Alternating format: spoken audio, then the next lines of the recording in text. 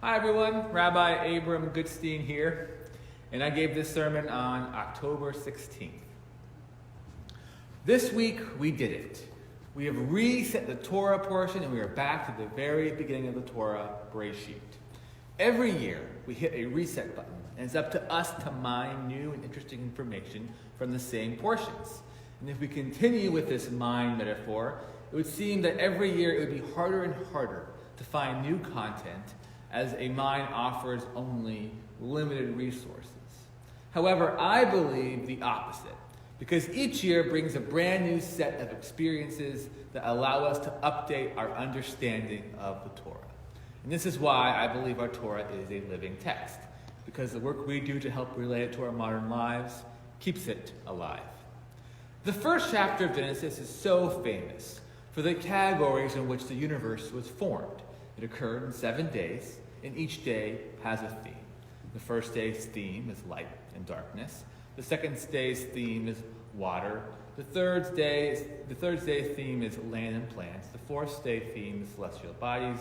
The fifth is creatures in the sky and water. The sixth is land animals and mankind. And finally, the seventh day's theme is resting. Categorizing the creation of our universe within themes has been wildly popular, and maybe one of the reasons that our Torah is so influential. Now, the authorship of this text is limited by a particular understanding of their environment.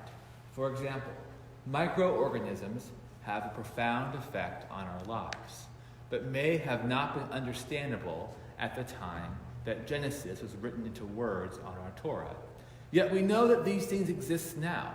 And furthermore, we are all painfully aware of how deep an impact microorganisms like the coronavirus can have on our lives. And unfortunately, I don't think I'm going to find a way to show that our tradition has an advanced understanding of microbiology. I'm pretty sure that Genesis mentions the creation of creepy things. It meant insects and not folded proteins of bacteria and viruses. However, I would like to argue that microorganisms has a home in our creation story by existing within these categories. Some of the most complicated forms of life is left until that sixth day, which means a lot is needed to happen in the previous 5 days for the sixth day to occur. Perhaps microbiology plays a role within all of these categories and connects them together. Each day increasing the complexity and variety of bacteria and viruses that grow and evolve in our universe, connecting and binding all life together. In fact, one could argue that perhaps when Moses received our tradition on Sinai, he received a version that was just understandable to him and his fellow Israelites.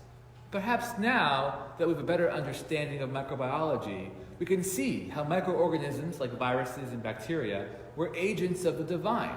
Currently, this is a difficult thing to experience because COVID has such a dramatic effect on our society, but humanity has lived alongside bacteria and viruses since its very beginning, and together we have been in a symbiotic relationship.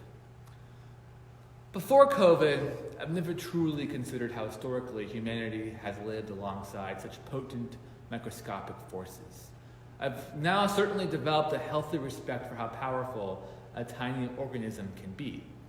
Furthermore, I am reminded that as humans, we are not separate from the categories of the 7 days that are laid out in the beginning of Genesis.